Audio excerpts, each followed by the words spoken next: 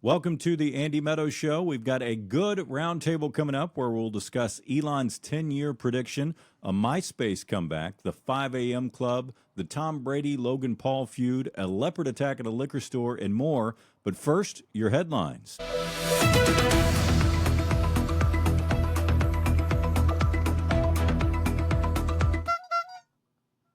Stop me if you've heard this one before, but the U.S. and Iran have paused strikes so talks can resume in the war that's not a war. It's almost as if it was a bad idea to put a weekend Fox News host with a drinking problem in charge of the world's most powerful military. Speaking of drinking, former Cowboys QB Tony Romo was arrested for operating a vehicle while intoxicated in Wisconsin, giving CBS an out if they want an excuse to stop paying Romo $18 million a year to annoy Jim Nantz for 3 hours every Sunday. The CDC says the cyclosporiasis outbreak that causes explosive diarrhea has spread to 4 more states, marking another bad week for colons and another good week for people who own stock in Charmin. The Make Good White House Correspondence Dinner featured some uncomfortable moments when Wolf Blitzer announced an award for journalists who broke an Epstein story in front of the guy that sued them for it, and when Trump jokingly compared CNN's Caitlin Collins to a transvestite. It's rough when the correspondence dinner where someone tried to sprint assassinate the president is the less awkward of the two.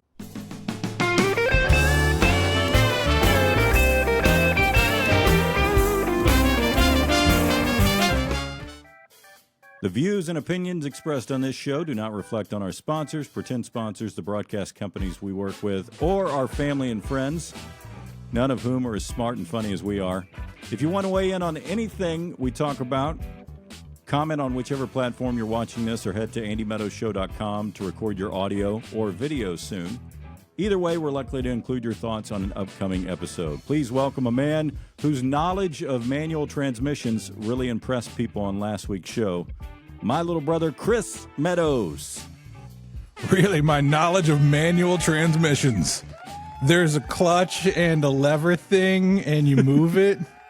I'm pretty good at this, yeah. See, not all my intros are mean. Oh. No, people were blown away with your knowledge of stick shifts. Stick shifts. They were very impressed. And we're now up to 69 subscribers. Wow. I expect those pretend sponsors will be coming along very shortly. I know. Yeah, out of nowhere. How you been? I'm good, man. Finally got some sunshine in the last frontier. We've been dealing with rain since we got back from Texas, so... Yeah, we had nothing but 100-plus temperatures all week. So you haven't left the house? Yeah.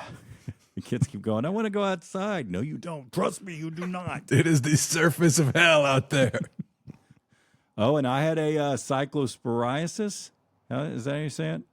I don't even know what that means. So, yeah, that's exactly how you say it. The explosive diarrhea parasite.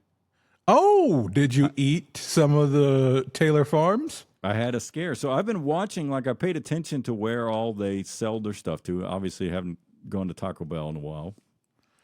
And I thought I'd scoped it out, but I got the little salad bar pre-made salads at Aldi.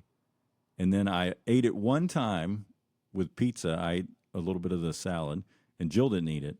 And I was reading on, somebody posted on Facebook all the different places that Taylor Farms sold to, and that was one of them. And it said, if you look by the sell-by date, if you see a TF before the date, then that came from Taylor Farms. And I ran and checked it. I'm like, oh no, it was a Taylor Farms. So it was from Taylor Farms. And then the next day, my gut started hurting.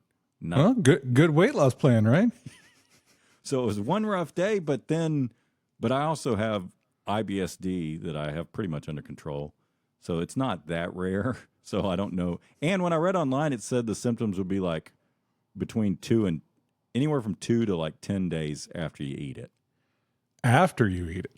Yeah. So I figured the next day. So you might have psyched yourself up into pooping yourself? Is that what you think? You're just scared myself. Psychological. Because, of course, I was laying in bed I know what's going to happen. What's going to happen? And then the next day was rough. But then, but the day after that, which was yesterday, I was fine. So I don't think that's what it was. But it is scary when you see that you accidentally ate something from the place that But apparently they supply. It's been on the news so much. You're like, oh. Yeah. I saw a good one that was, you remember when the fast food guys were all eating their burgers because the McDonald guy couldn't eat it? Yeah, they wanted to see the Taylor Farms guy eat a salad. Look, it's fine. The stockholders are off camera with a gun. Eat it, dude. Everything's fine. I think it was like one. So far, you can't trust all the info that's coming out, but I heard it was one supplier in Mexico for Taylor Farms. But here in Texas, if we're gonna get Taylor Farm stuff, it might be from there. Certainly. So, yeah. Scary stuff. Oh, we had several potential top comments. Our fart walks and firing squads clips had the best comments on the Tiki-Taki this week. So we got a couple to choose from. How you want to be executed. So on the firing squad ones, this guy had good information. So we were talking about how Idaho had brought back firing squads, not only brought it back because that's offered in multiple states, but it's the primary way they're going to execute people in Idaho going forward, which sounds like a big idea until you realize that Idaho only executes people over a couple of years. They're not like Texas. Texas is executing people today, tomorrow, the day after that. They're like making appointments. They're too crowded. Yeah. So this guy said it's because the companies that make the chemicals for the execution refuse to provide them anymore. Happened about 10 years ago, and states ran through their stocks. Good information. I mean, it seems like there's other things you could inject into people to kill them, right? Yeah, but you don't want to be just trying things that. Let's go get No, some I mean, they're all worried about the fentanyl. Just get a bunch of that. I think it should be related to what you did to get you in there, or so that it's kind of fair. So firing squads, a lot of them might have shot somebody, so I think that's fair. Cruel and unusual, says somebody else. I disagree. And then I don't know that it's cruel. It seems like it'd be pretty quick. But yes, there's massive amounts of pain involved. I would assume maybe not, because if you get them in the brain, it's probably pretty fast. And yeah, I think being shot with a gun is a lot quicker. I still think it's more cruel and unusual to the guys holding the guns. Yeah, they have to. You're gonna have to live with murdering people. You don't think people volunteer for that? I don't think it's a forced thing. Gosh, I would hope not. I don't think you want the volunteer guy. I'll volunteer for it. Let's start at the knees. I want to see him suffer. Shoot him in the gut. I'm too old to read these usernames, but this guy said you can always count on red states to go backwards. Is Idaho a red state? I mean, I thought it was a purple state, but I could be wrong. Is Idaho the one that goes whatever way Idaho goes, that's usually the way the presidency goes, or is that Iowa? That's Iowa. Yeah, Idaho is probably a red state then. The only reason I know what Idaho looks like is because I've seen it on all the potato packages. I've seen a map. That's how I know. Oh, and on our fart walks, somebody back. So I gave the advice to the woman whose husband is gassy to take him on fart walks after dinner, and you didn't know that was a thing. This guy backs me up. True, fart walks do exist. See, so I'm not the only one aware of the fart walk trend. I thought it was something you had created. Maybe that's a different kind of execution method. Oh, man. Give them lots of Taylor Farms and then send them on a walk. That would be a really rough way to go. Death by flatulence. Yeah. So I think we got to give that guy the top comment. That was Scott Haas Hertland. Congratulations, Scott. You're the winner of this week's non-existent prize.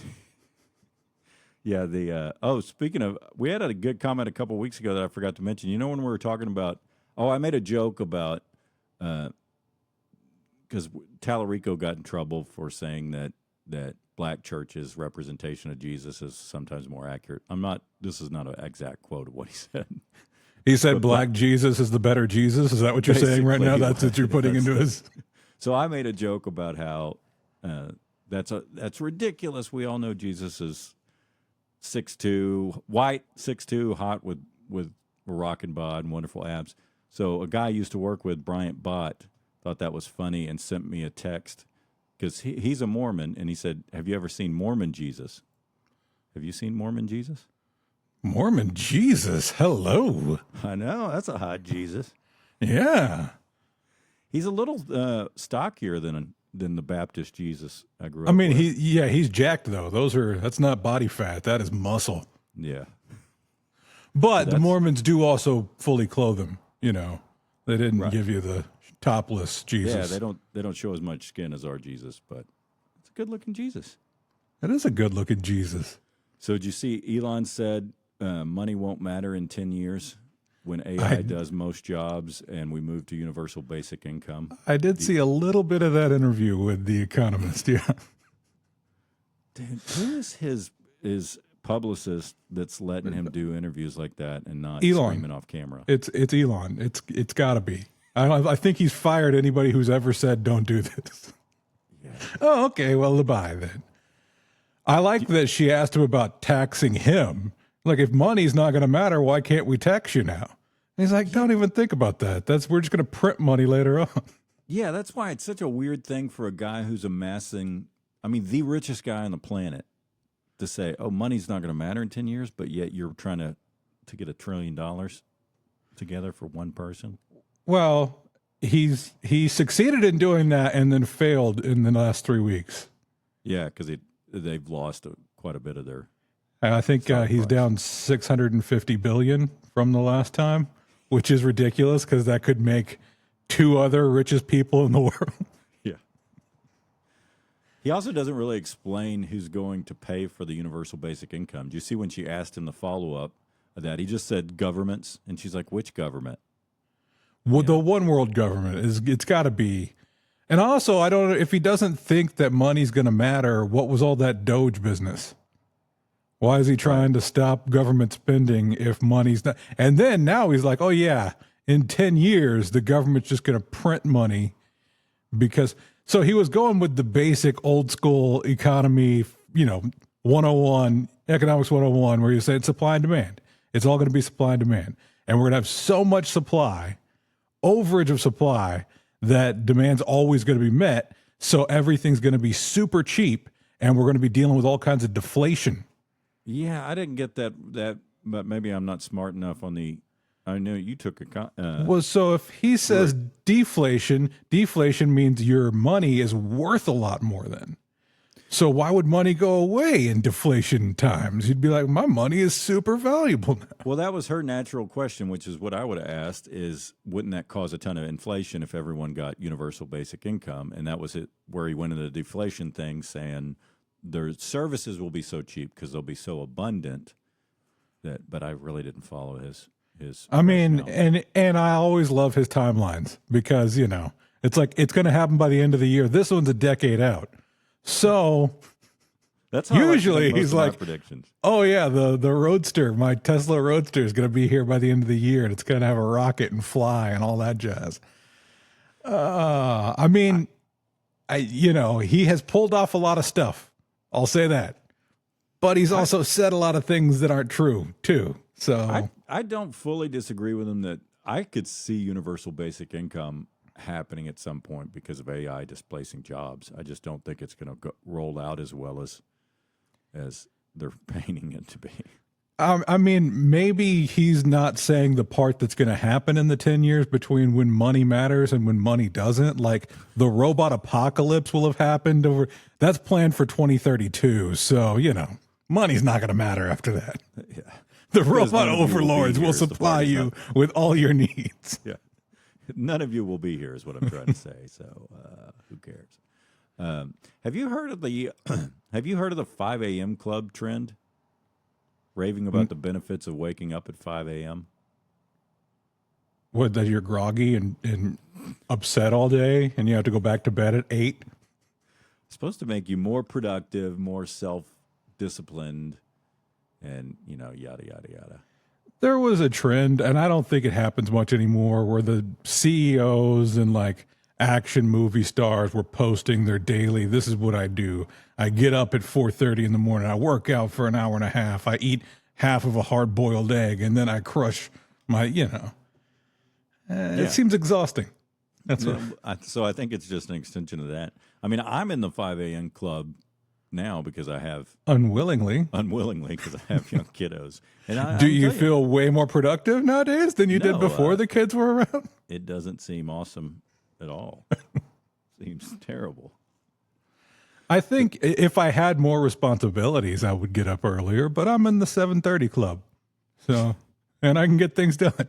Well, I do like, from a work standpoint, I do like the getting up early and being able to work before people start working, because then you're not hit up with a bunch of stuff. So I can kind of get it from that standpoint. It doesn't. I'm in Alaska, dude. People have started working by 5 a.m. here. Yeah, that's true. That doesn't really help me any. People are done working by noon sometimes. So I've never been able to. Joe used to wake up and work out early in the morning. I've never been able to do that first thing. I can't motivate myself to work out like Mark Wahlberg. Yeah, wake up at 3 a.m. As you can tell. That's why you're not an action star. That's the only reason. The only difference between you and him. What do you think of? What did you think of Trump's White House Correspondence speech? I didn't see it. Was that the one where he busted out the Trump 2028 hat? Yes. Okay, good. Because I saw that clip and I was like, this might be real. Yeah, I mean, he's trolling the. I mean, it's a room full of journalists. Yeah. So, but I didn't watch the whole thing. It was like I think it was like an hour he spoke, which is, it's kind of impressive because he bombed. I mean, it's a room that's not. Right. No, there are not a whole lot of supporters of his in that facility at that time. And he made fun of his own speech that was written for him. You could tell, like, he was thinking some of it would land a little better than it did, even though obviously it's not, because they don't like you and you're making fun of them and you've been consistently rude to them. But it bombed really bad. And so he was trying to kind of like riff off of some of it. It just made it worse. The Caitlin Collins joke was the cringiest. You see, so he compared her to a transvestite, Dylan Mulvaney. And it just, obviously, I mean, the people in the room are like, ee. Why do old fat guys think it's cool to make fun of young, hot women? You know what I mean? Because that's the negging thing, you know? You take them down a peg and then they're on your level. So you think that he was like, all right, this is not going well. I'm going to make them suffer through an hour of this. Like if it had been hot, he does his 15 minutes, says, thank you very much, and he's off the stage. Well, but he's like, oh, you want to play this game? All right, let's see how awkward I can make it for you. Well, because to his credit, he is kind of funny at some of his rallies and stuff when he just kind of riffs and gets into silly stuff. I can see where his timing's good and it's kind of funny, but he's talking to a crowd that's into what he's saying. You know, to stand up and do that to a crowd that hates you. I mean, he literally sued some of the people in there for billions of dollars. You know what I mean? And they paid him an hour. And what? They paid him out. Some of them settled out of court. Yeah. Yeah, but it was. I encourage you to watch some of the clips because it is kind of like, I kind of enjoy watching people bomb doing comedy stuff because I'm psychotic, and so part of me kind of enjoyed watching it. But did you hear MySpace is trying to make a comeback? I did not hear that. Yeah. Did you ever have a MySpace? I did. I don't know if it still exists. I think that was the first social media I was on, was the MySpace. Yeah, that was the only one I was on for the longest time. I never did the Facebook until our computer illiterate mother got on there. And I was like, wow, well, if she's doing it. Yeah. Yeah, I think that was the first one overall. I kind of liked it more than Facebook initially. It was a little more creative and customizable. Yeah. And I respect to Tom. Tom was my first friend online, MySpace Tom. And he sold out. And he made like $500 million and never does anything else ever again. He's just out there living a good life, taking pictures, and yeah. I kind of thought Tom seemed much cooler than Zuckerberg for sure. Well, yes, that's true. And I also liked that he only ever had one picture. He creates a social feed. There was just one Tom picture. Do you notice that? And it was taken like from across the room in side profile. He's like, yep, that's me. There we go. Yeah, I think he was just wearing a white T-shirt or something. It's like, Yeah. Hi, I'm a billionaire now. So I can't remember who they sold it to, but it was one of the media companies, I think. And are they the ones that still own it? They're trying to make a comeback with it? What's the deal? What are they like, we're not going to steal your data?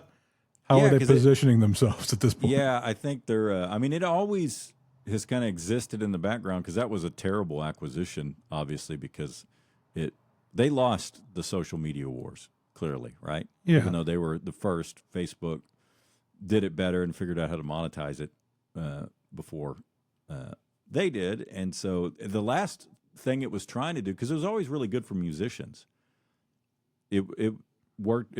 A lot of musicians stopped doing their own websites when MySpace came out and just plugged all their gigs and their music on MySpace because it was very musician friendly. So that was the last iteration I saw of it, is they were just trying to like market it to artists and musicians and stuff. So I don't know if they're coming back with that or just trying to make a full-fledged comeback. But I don't think the young people will even know what it is. Well, maybe that's good. Maybe, they'll get a new lease on it from young folks going, ooh, look at this cool thing I found called MySpace. Yeah, it's for me. Then when they go on there and they see all us olds profiles. I would imagine our profiles are long deleted. I don't know. You think they kept those around? We probably should look that up because I think I said some racist things on there that I'm going to have to apologize for. But I don't know. Sometimes it was a different time, folks. Sometimes my old Facebook posts will pop up from when I was younger, and I'm like, man, I can't believe I didn't say anything like sexist sexist. I might have. I know there wasn't anything racist, but I've seen some of them pop up where I'm like, oh, that's not. Yeah, I mean, it's unfortunate. Like, thank goodness we were a little bit behind, because if it had been our teenage years that are forever online, yeah, that could be a problem. Yeah, or some. So I feel bad for that generation right behind us that are forever have all their embarrassing moments digitally archived.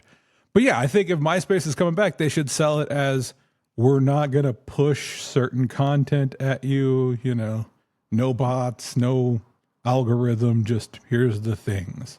Yeah. I mean, it won't be nearly as successful as the addictive hate that other places serve you. But I think they go all in on hate.